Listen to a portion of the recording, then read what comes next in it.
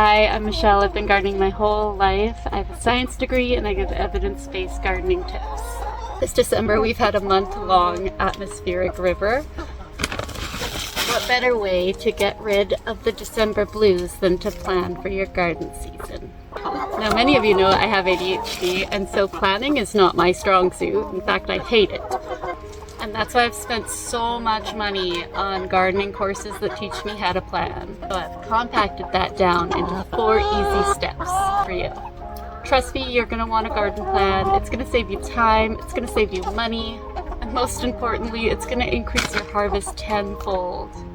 Hey beautiful, get over here. Okay, let's do this.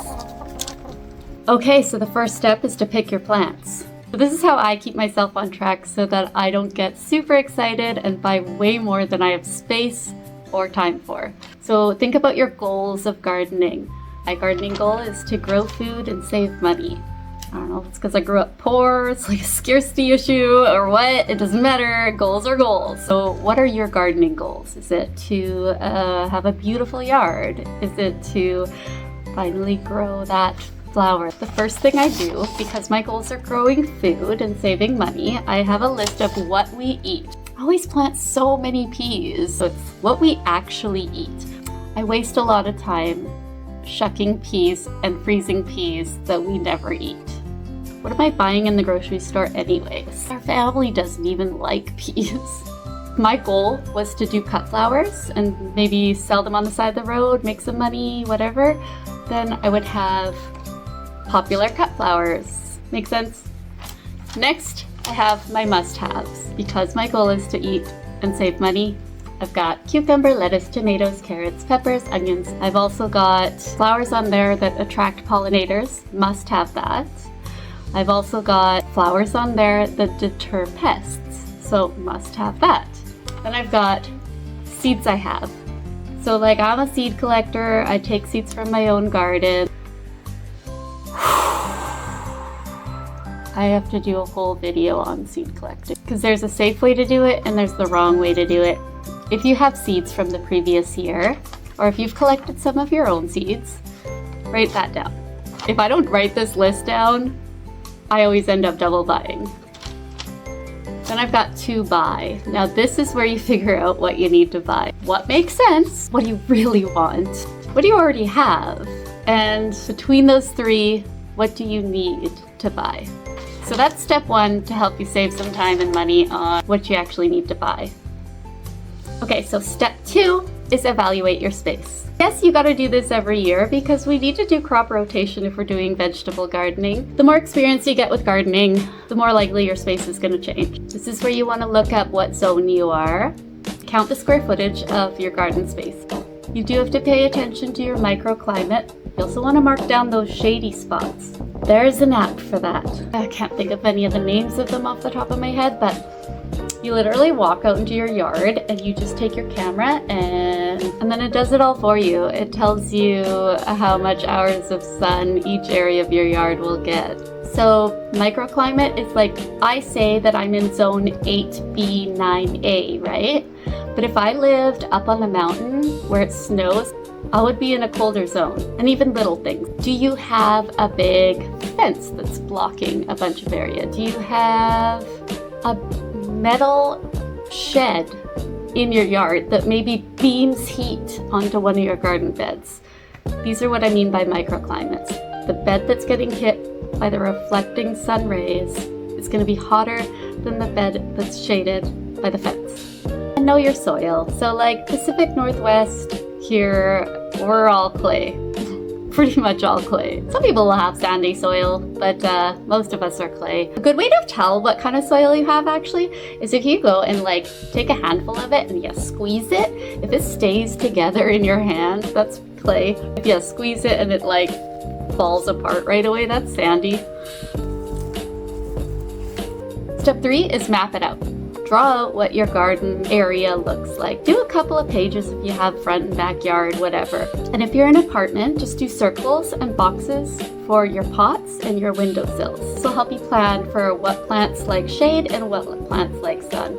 You're going to want to do this map every year so you can compare 2024 to 2025 to 2026 and just watch your progression. Step 4, this is where we're getting into the planning here, is timing and placement. We got to do a bit of math. Oh, I know. Now, don't skip this step because this is where we save the time and the money. Keep it simple. I just go on the internet and ask a simple question like, how much on average does a family of 5 go through tomatoes? I might ask follow-up questions like, if I wanted to take that number of tomatoes and preserve throughout the winter, how many romas will I need? And so it'll basically sum it down for you and make you realize how many plants you really need. Like I grow tomatoes by seed, and I used to start with like 30, and then I realized that I only need probably 4 plants. Okay, so we've done the work. We know what plants we're gonna grow. We know what space we're working with. We know our soil, we know our sun. So this is it. If you get yourself a seed guide, even if you don't plan on doing seed starts, you'll still get so much information off of it about your plants. Like how much square footage a plant likes, if it likes sun, if it likes shade, when is it best to plant that type of plant in your yard for the zone that you live in. So from that list of seeds that you're planning on growing, go through it all with your seed catalog and figure out what the timing is. So it'll tell you if you have to start by seed indoors, what time of year that is. Don't worry, I'm going to set out reminders for these too. Like every type of seed, I will be posting reminders. Oh, you'll have to like and follow and subscribe if you want that info. Plug! Yeah, so you just, you gotta mark those days down in your calendar though, if you're not gonna follow me. It'll let you know when those plants also have to go outdoors. So like if you did start them indoors, it'll tell you when to start outdoors. So even if you're not seed starting, you know when it's safe to plant outside for your area. Maybe certain things that like it cold, you know, and like other things love it hot. So like red peppers can't go out until mid-hot heat summer, right? They just love it hot if you don't have a greenhouse. And then peas like it cold, arugula likes it cold, spinach likes it cold, broad beans like it cold. That's exciting because other beans like it hot, you know? So like, this is the fun part, I think. It's fun, but it's also tedious. It's the actual planning. And then you go through your space, you got your map, right? And you're like, okay, and then these are the ones I want to plant. And then you've got your list of whether they like it hot or cold. And then you get to like plug it in on your map. You could do little sticky notes if you want, or like, you know, your shady spots, right? So like, it's so helpful for me because last year I planted my potato patch. I don't know if the video is still up or not, but my potatoes did terrible last year. I was so excited over this big potato tower that I did, and I made it 4 feet by 4 feet, and then I plopped it right in the sun. I have like maybe a bag of potatoes out of that. It was like nothing. And then but it was cool because like I saw the shady side did so much better than the sunny side. So now this year I'm gonna put my potato patch at a 1x1, and I'm gonna throw it in the shady side.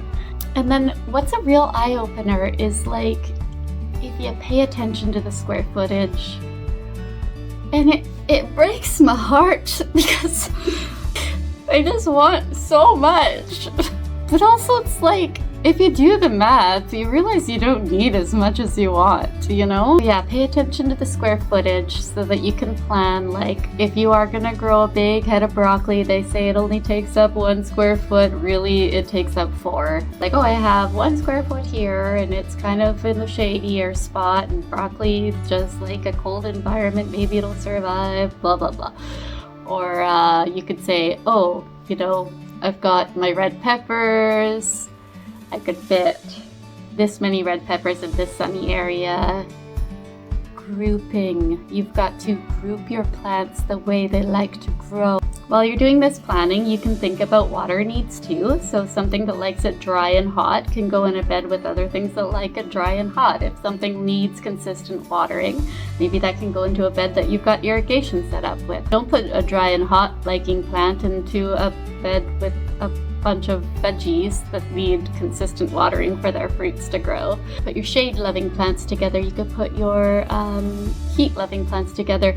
And this is so helpful for succession planting too.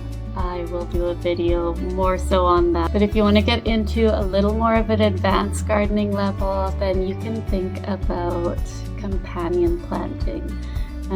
There are so many ways to do companion planting. A very common one, for example, is grouping tomatoes and basil together. I want to go on a tangent right now, but I won't. I'll just list two. Tomatoes like a lot of sun. Basil can fit under the tomato and not get burnt by the sun. Another thing, quick, is that tomatoes like to throw their roots down a solid root base. They're gonna take up all that undergrowth area.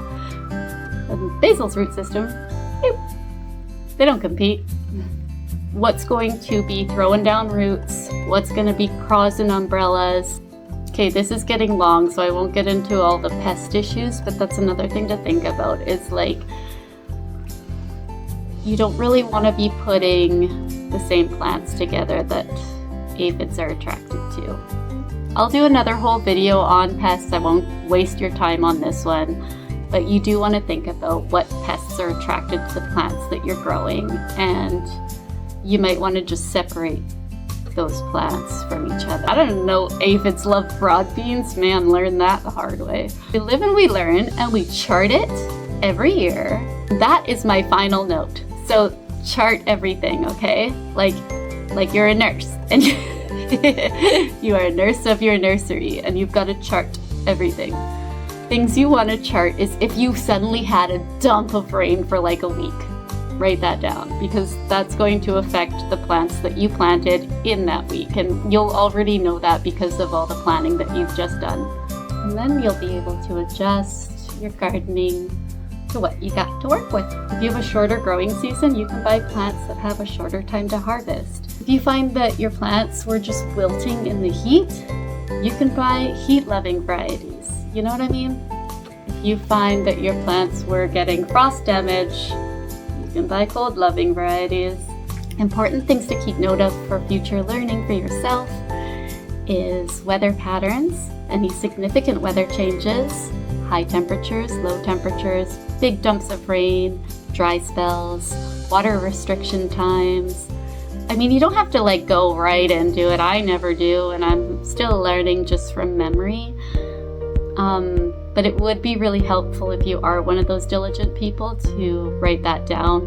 Okay, it was really hard to hold back on everything else I wanted to say, but I didn't want to make this video too long. So if you have any questions, please don't hesitate to reach out. I respond to every comment I get. Thank you so much for watching. I really hope this helps your garden next year. Love you guys. Bye.